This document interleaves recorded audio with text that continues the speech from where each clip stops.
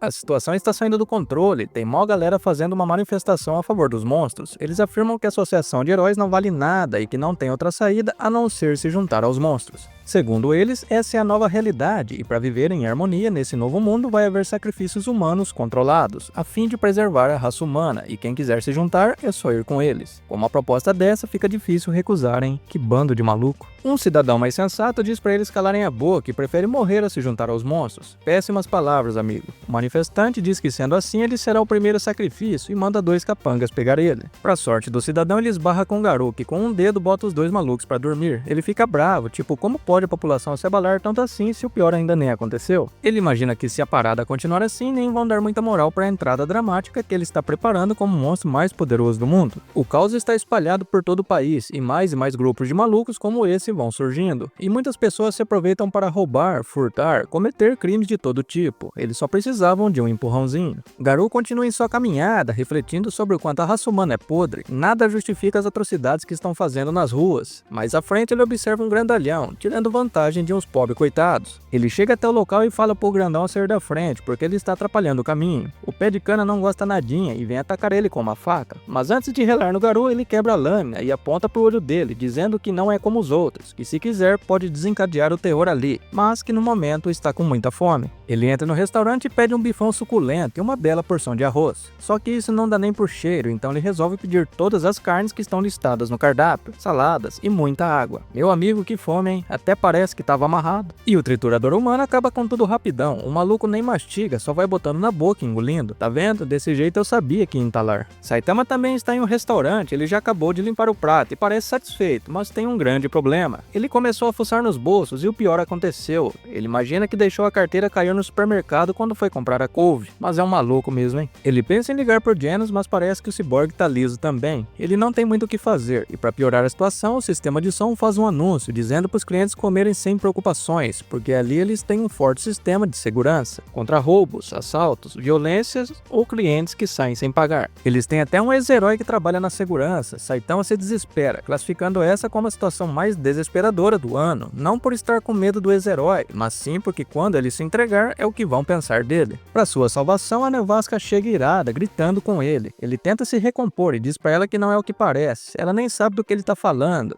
Ela foi atrás dele porque ele deixou ela no vácuo, sozinha na mesa esperando ele. Essa mina é malandra, hein? Ela só pensa em subir de nível e para isso sugere uma parceria com ele. Ela o ajuda a capturar ou acabar com o caçador de heróis e com isso ela fica com 70% da pontuação. Ela diz que é muito difícil ele sair da classe B, mas que com a ajuda dela pode alcançar pelo menos o top 5. Meu, será que ela é idiota ou o quê? Ela já viu uma pequena amostra do poder do cara e mesmo assim se acha mais forte do que ele. Vou te falar, hein? Ela não para de falar, tenta de todas as formas manipular ele para seguir as ordens dela, mas mais uma vez parece que o Saitama não está prestando atenção em nada e durante o tempo que ela ficou falando, ele até aproveitou para pedir uma porção de batata frita. A porção de batata chega e ele coloca no meio da mesa, como se quisesse dividir, pois não é o que pareceu. Nevasca fica surpresa, pega uma batata e agradece, mas Saitama fica com uma cara bem bizarra, uma cara de quem não estava oferecendo. Nessa hora alguém grita que um fulano saiu correndo sem pagar. Saitama pensa que é com ele, mas quando percebe que não é, ele não perde a oportunidade, diz que vai atrás do cara e já que a Nevasca comeu uma batata, é ela que paga a conta. Caraca, mano, essa foi uma jogada de mestre, hein? A bonitona não acredita como Saitama pode ser tão mesquinho assim, mesmo com o mundo desmoronando. Após isso aparece Garou meio ofegante depois da fuga, ou seja, ele e o Saitama estavam no mesmo restaurante. Ele está pensando na sua missão de que deve levar a cabeça de um herói para oficialmente se tornar um monstro. Um pouco mais à frente ele vê o garoto que ele protegeu sofrendo nas mãos das outras crianças. Caramba, mas essas crianças são malvadas, hein? Estão jogando pedra no coitado só porque ele sobreviveu. Garou bota a molecada pra correr e diz que está explicado deles implicaram com ele. Com uma cara feia daquela, aí não tem jeito, né? Agora até eu me surpreendi. Após Tário chamar ele de velhote, ele diz que tem apenas 18 anos. Caraca, eu achando que tinha passado mó tempão, mas era tudo no mesmo dia ainda. Garou foi levado pela manhã e agora à tarde já estava perambulando pelas ruas. Esse cara se recupera rápido, hein? Tário diz que sente muito por fugir e que viu tudo, um bando de heróis atacando ele sozinho, que deveria ser um mal entendido e que provavelmente ele era um lutador da justiça. Garou se arrepia inteiro com essa fala, tampa a boca dele e diz pra ele nunca mais falar isso. Nessa hora aparece Saitama, chamando ele de come e foge. Chama ele de canalha, diz que o time dele foi perfeito, por isso dessa vez vai deixar passar. Vira as costas e sai andando. Garou não entende nada, imagina que ele está com medo e pergunta o nome dele. Saitama diz que se chama Careca de Capa, mas ele fala tão baixinho que Garou não consegue entender, mas imagina que ele é um herói.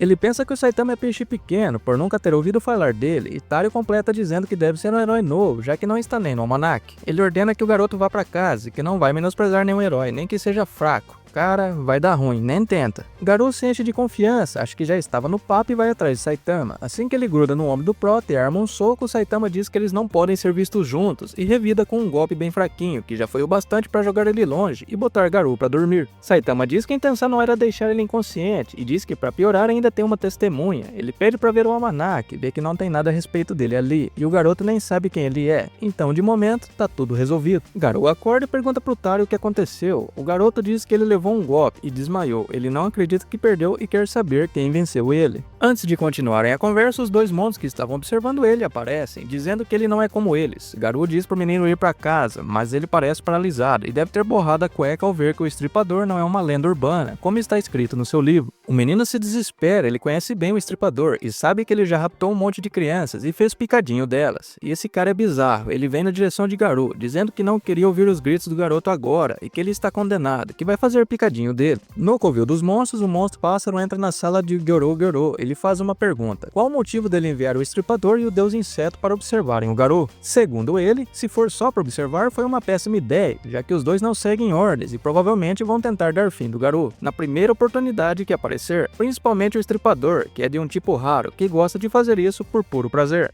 Parece que tudo faz parte do plano, ele quer que o Garou se conecte com outros monstros mesmo, para ele ficar em pedaços, tanto fisicamente quanto mentalmente, para dessa forma manipular ele da maneira que quiser. Ele diz que foi assim que surgiu o Lord Orochi, ele era um humano assim como Garou, mas depois de inúmeros fracassos e sacrifícios, ele se tornou uma forma de vida suprema. Por fim, ele diz ao Homem Fênix que foi ele quem criou o Lord Orochi e que Garou tem muito potencial para ser outro do mesmo nível, se for bem treinado. Ele deu ordens pro Deus Inseto intervir, caso as coisas saiam do controle contra o Garou, mas, caso ele morra, ele vai esperar que surja outro espécime que seja adequado. Zombie Man acabou a sua investigação, ele estava de olho no que estava acontecendo em um certo local, ele presenciou uma movimentação estranha de pessoas e suprimentos em caixas, ele não tem dúvida, é ali o local e está na hora de agir. Sei não, hein? De volta à luta, o clima é de tensão pura. O estripador diz que é inaceitável que ele tenha ajudado o garoto, e como prova de que quer ser mesmo um monstro, deve mandar ele pra vala imediatamente. O deus inseto, que era para intervir, acaba concordando, e diz que para ser um monstro deve abandonar a sua humanidade e dar um fim no garoto. Garou diz que eles são muito brandos e que esperava mais deles, arrancando as faixas das mãos. Sei não se essa parada vai dar pra ele, hein? O idiota do moleque ainda está lá, apesar de Garou já ter falado umas 50 vezes para ele sumir dali. Ele diz que suas pernas estão tremendo muito e que não consegue se mexer. Garou dá um esporro nele, dizendo que ele tem que se proteger sozinho, que precisa ficar mais forte, pois nem sempre vai ter alguém para ajudá-lo.